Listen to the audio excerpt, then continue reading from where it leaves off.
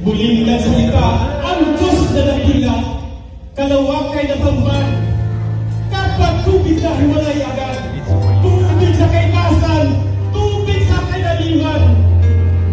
Ikalawang araw na naganap doon sa langit. Ikatlong araw muling nagsalita ang Diyos na manlilikha, mga pisa ng tubig sa silong ng langit, kapatagan ito'y bumulaga. Sibulan ng halaman ang mabuting lupa, gulay prutas, punong kahoy na katanga-hanga. Sabi ni Diyos sa ika-4 na araw, magkaroon ng malaking tanglaw sa gabing araw. Araw sa umaga, buwan sa gabi, simbolo ng panahon, araw at mga.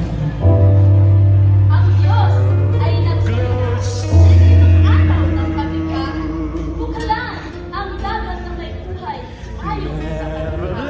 Ang muli ng isda na lumalangoy na nakakalaya, paglapusin ng ibon ay pamawin ng katibon. Ating na araw, Diyos muli gumawa. Ayaw nalilikha sa lupa'y pag-alagala. Tao'y nilalang sa kabanalan ng Diyos ng larawan. Ang tunay si Adan, Eva naman mula sa kanyang tadya. Ang taong ito ang siyang tinig sa lahat ng nilikha't paghahari. Nagpapot ng Diyos ng pagkasunod sito. Ganitong araw ay napinaspasan at ipinamili.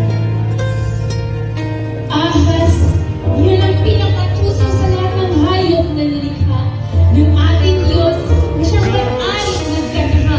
Manlinlang Ang babae ng ganito. Totoo ba ang sinabi ng Diyos?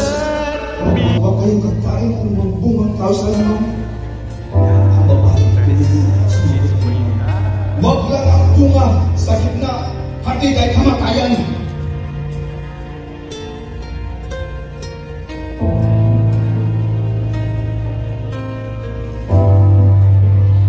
hindi totoo yan. Hindi kayo mamamatay. Kayo magiging parang Diyos. Udyok ng ahas sa babaeng isipay musmos. Kinuha't pinitas ang bungang sa matay na kakaakit. Kinain ang bunga, kamalayan na buksan dati nakapikit. Kanilang kahubaran sa ulang pagkakatao'y naunawaan. Kumuha ng daong igos, pinagtagit pagkakit kasawan. Narinig ang yabag ni Yahweh sa halamanan. Nagtago, nagtubli, pagkat sila'y takot, masilayan. Hinanap si Adan upang kinaloroon ay malaman, ngunit siya'y natakot dahil sa kanyang kahubaran. Nagsumay sa utos, kanyang nasumpungan sa pagkain ng bunga nang walang kapahintulutan. Bakit ang babae tinanong ng ganito? Totoo ba ang sinabi ng Diyos na huwag kayong kagkain kung magbungang tao sa lamang? Ang babae tumugon at sumagot din naman.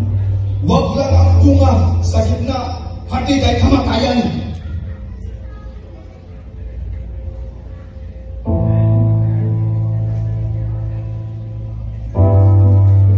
Hindi totoo yan. Hindi kayo mamamatay. Kayo magiging parang Diyos. Udyok ng ahas sa babaeng isipay musmos.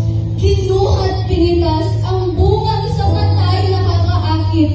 Kinain ang bunga, kamalayan na buksan dati nakapikit. Kanilang kahubaran sa ulang pagkakatao'y naunawaan. Kumuha ng daong igos, pinagtagit pagkakit katawan. Narinig ang yabag ni Yahweh sa halamanan. Nagtago, nagtubli, pagkat sila'y takot, masilayan. Hinanap si Adan upang kinaloroon ay malaman, ngunit siya'y natakot dahil sa kanyang kahubaran.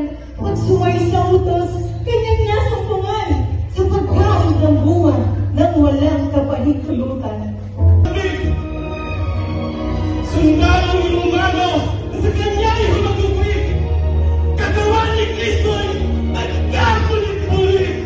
Hindi pa natungkol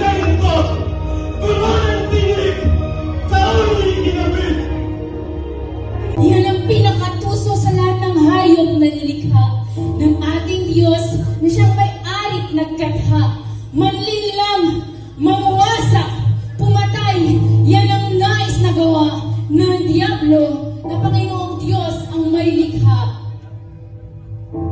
Sabi ang babae tinanong ng ganito, totoo ba ang sinabi ng Diyos na wag kayong kakain ng anumang bungang kahoy sa halaman? Ang babae tumugon at sumagot din naman, wag lang ang bunga sa gitna, hatid ay kamatayan.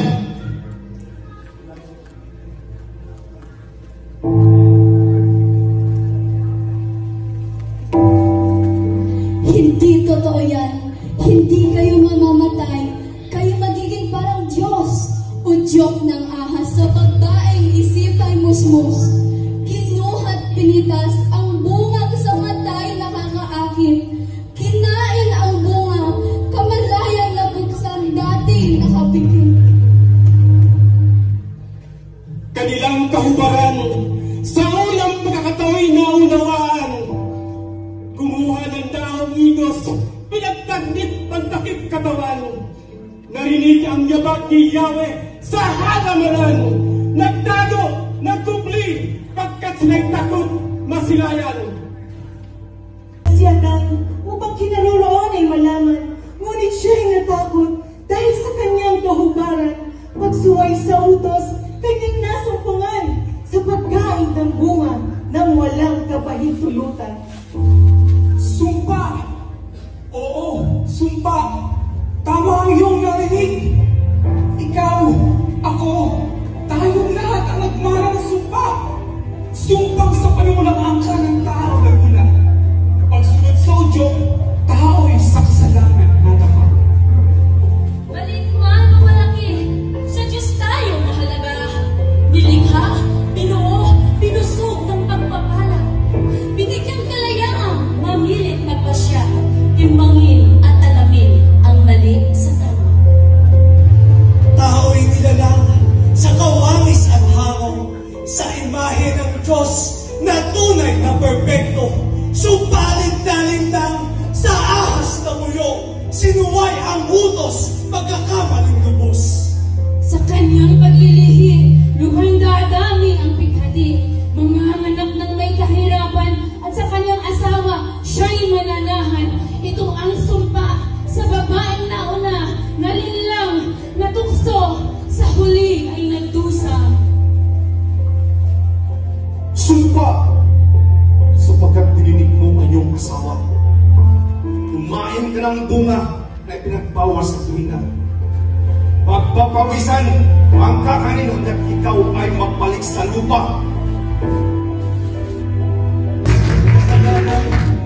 Ginawan ko ng paraan, ilinawang pakinggan ang aking nakaraan. Isang gabing madilim, nangyari sa hardin, Getsemani ang tawagin, ulutong nakawan ang nagsidating, upang siya'y hanapin. Halik ni Judas Iscariote, hudyat upang siya'y takbin, upang litisin sa krimen, hindi dapat sabitin. Ang kaso ay nilitis, sa salibing siya'y humarap. Parito at paroon sa gobernador siya'y pinaghirap. Maling pagtuturo, pagwasak sa templo, at pagsalansang sa Diyos, walang pagtukol na nahimik, tinanggap niyang lubos. Kinulong si Jesus, sinampal at sinuntok. Mga batay piniringan habang siya'y pinupukpok at siya'y pinapitaan ng ganito. Hulaan mo kung sino sa amin ang sa'yo pinupukpok. Linibaraan mo ng damit dahil ang kanyang sinabi. Ginawan ko ng paraan, ilinawang pakinggan ang aking nakaraan. Isang gabing madilim, nangyari sa hardin, Getsemani ang tawagin, ulutong nakawan ang nagsidating, upang siya'y hanapin. Halik ni Judas Iscariote, hudyat upang siya'y takbin, upang litisin sa krimen, hindi dapat sabitin. Ang kaso ay nilitis, sa salibing siya'y humarap. Parito at paroon sa gobernador siya'y pinaghirap. maling pagtuturo, pagwasak sa templo, at pagsalasang sa Diyos, walang pagtukol, nanahimik at tinanggap ng lubos. Kinulong si Jesus, sinampal at sinuntok, mga matay pinilingan habang siya'y pinupukpok at siya'y pinapikaan ng ganito. Hulaan mo kung sino sa amin ang sa'yo pinupukpok. Yung mga nagdamit kahit ang kanyang sinabi.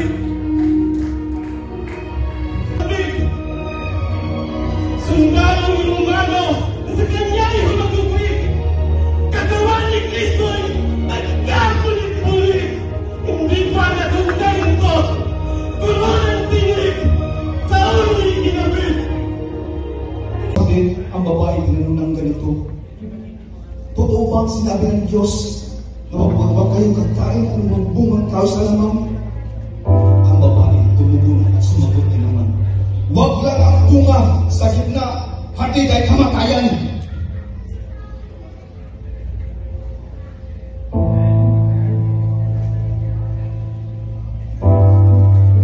Hindi totoo yan. Hindi kayo mamamatay. Kayo magiging parang Diyos.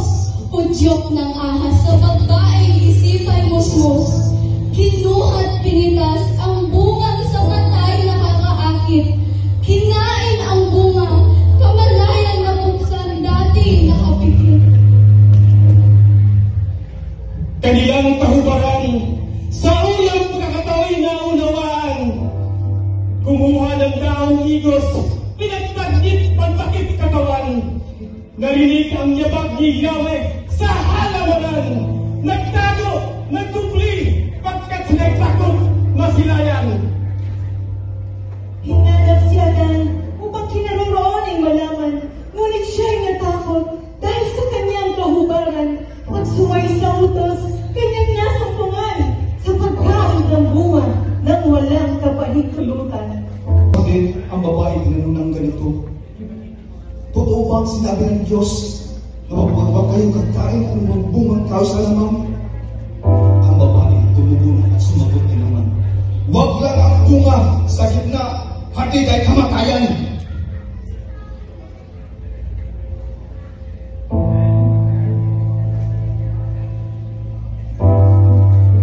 Hindi totoo yan. Hindi kayo mamamatay.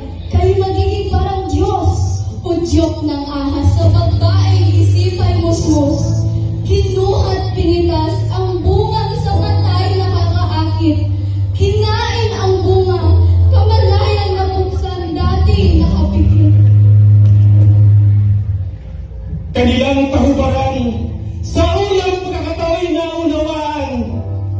Kumuha ng daong igos, pinagtagit pagtakip katawan. Narinig ang yabag ni Yahweh sa halamanan. Nagtago, nagtupli, pagkat sila'y takot, masilayan. Hinanap si Adan upang kinaroroon ay malaman, ngunit siya'y natakot dahil sa kanyang kahubaran. Pagsuway sa utos, kanyang nasumpungan sa pagkain ng bunga nang walang kapahintulutan. Sundalong Romano sa kanya'y humagupit. Katawan ni Kristo'y nagkakulit-kulit. Hindi pa natundang ito. Puro ng tinglig sa ulo'y ginabit. Sundalong Romano sa kanya'y humagupit. Katawan ni Kristo'y nagkakulit-kulit. Hindi pa natundang ito. Puro ng tinglig sa ulo'y ginabit. Ano pa ang kanyang nakikita ay hindi ginawa? Sa mga bagay na hindi nakikita, ang lupa'y walang aliw. Walang laman, kadiliman, sumasaibabaw ng kalaliman. Nagkaroon ng liwanag sa isang salita lamang. Tinawag itong araw na isang malaking tanglaw. Kanyang nakita, mabuti ang liwanag. Walang kadiliman na naaalinan. Sa unang araw ay nagkaumaga, isang araw na nakahagilap. nagsalita ang Diyos na dakila, kalawakay na tamban, kapag tubig na hiwalay agad, tubig sa kaitasan, tubig sa kainalingan. Ikalawang araw na naganap doon sa langit. Ikatlong araw muling nagsalita ang Diyos na manlilikha, mga pisa ng tubig sa silong ng langit, kapatagan ito'y bumulaga. Sibulan ng halaman ang mabuting lupa, gulay prutas, punong kahoy na kakanga-hanga. Sinabi ng Diyos sa ikaapat na araw, magkaroon ng malaking tanglaw sa gabing araw. Araw sa umaga, buwan sa gabi, simbolo ng panahon, araw at maghapon. Ang Diyos ay nagsalita sa ikalimang araw ng paglikha. Buklan ang dagat na may buhay ayon sa paglikha. Iba't ibang uri ng isda na lumalangoy na nakakalaya. Iba't ibang uri ng ibon sa himpapawid nagkatipon. Anim na araw, Diyos muling gumawa. Hayong nanilikha sa lupa'y pag-alagala. Tako'y nilalang sa kabanalan ng Diyos na nilalawan. Ang unay si Adan, Eva naman mula sa kanyang tadya. Ang taong ito ang siyang titig sa lahat ng nilikha't paghahari. Nalubod ng Diyos sa paglikha niya ng pagkasunod-sunod.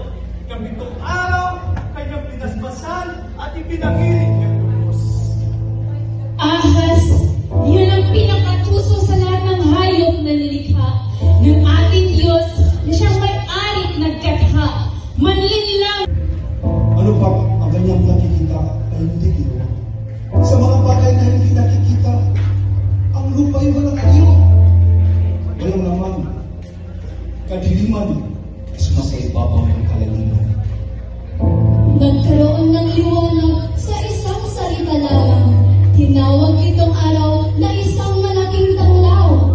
Kanyang nakita, mabuti ang liwanag, walang kadiliman na naaalinan. Sa unang araw ay nagkaumaga, isang araw na napakaganda. Muling nagsalita ang Diyos na dakila, kalawakay na tamban, kapag tubig na hiwalay agad, tubig sa kaitasan, tubig sa kainalingan. Ikalawang araw na naganap doon sa langit. Ikatlong araw muling nagsalita ang Diyos na manlilikha, mga pisa ng tubig sa silong ng langit, kapatagan ito'y bumulaga. Sibulan ng halaman ang mabuting lupa, gulay prutas, punong kahoy na kakanga-hanga. Sinabi ng Diyos sa ikaapat na araw, magkaroon ng malaking tanglaw sa gabing araw. Araw sa umaga, buwan sa gabi, simbolo ng panahon, araw at maghapon. Ang Diyos ay nagsalita sa ikalimang araw ng paglikha. Buklan ang dagat na may buhay ayon sa paglikha. Iba't ibang uri ng isda na lumalangoy na nakakalaya. Iba't ibang uri ng ibon sa himpapawid nagkatipon. Anim na araw, Diyos muling gumawa. Hayong nanilikha sa lupa'y pag-alagala. Tako'y nilalang sa kabanalan ng Diyos na nilalawan. Ang unay si Adan, Eva naman mula sa kanyang tadya. Ang taong ito ang siyang titig sa lahat ng nilikha't paghahari. Nalubod ng Diyos sa paglikha niya ng pagkasunod-sunod. Gabitong araw, kanyang pinaspasan at ipinangiling niyang lubos. Ahas, yun ang pinakatuso sa lahat ng hayop na nilikha ng ating Diyos na siyang may-ari't nagkatha. Manlinlang Bakit ang babae ginanong ng ganito? Totoo ba ang sinabi ng Diyos na huwag kayong kakain kung magbungang kahoy sa lamang? Ang babae tumugunan at sumagot din naman, huwag lang ang bunga sa gitna, hati ay kamatayan.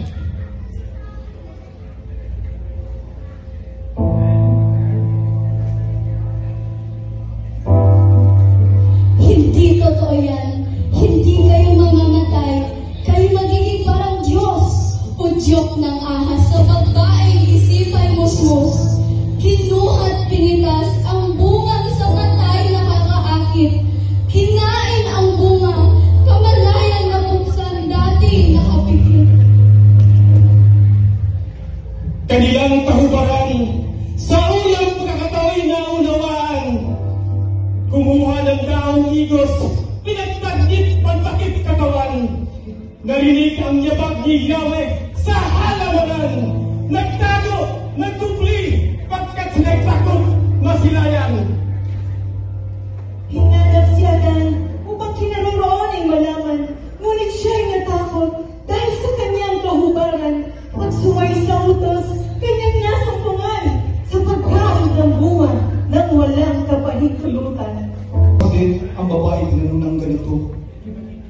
Totoo ba ang sinabi ng Diyos na huwag kayong kakain kung magbungang kahoy sa lamang?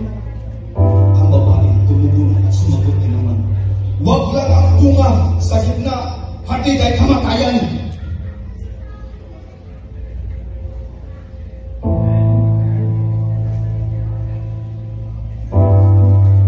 Hindi totoo yan. Hindi kayo mamamatay. Kayo magiging parang Diyos. Udyok ng ahas sa babaeng isipay musmos. Kinuhat pinitas ang bungang sa matay nakakaakit. Kinain ang bunga, kamalayan na buksan dati nakapikit. Kanilang tahubaran, sa unang pagkakatao'y naunawaan. Kumuha ng daong igos, pinagtagit pagtakip katawan. Narinig ang yabag ni Yahweh sa halamanan. Nagtago, nagtubli, pagkat sila'y takot, masilayan. Hinanap si Adan upang kinarorooning malaman, ngunit siya'y natakot dahil sa kanyang kahubaran. Pagsuway sa utos, kanyang nasumpungan sa pagkain ng bunga nang walang kapahintulutan.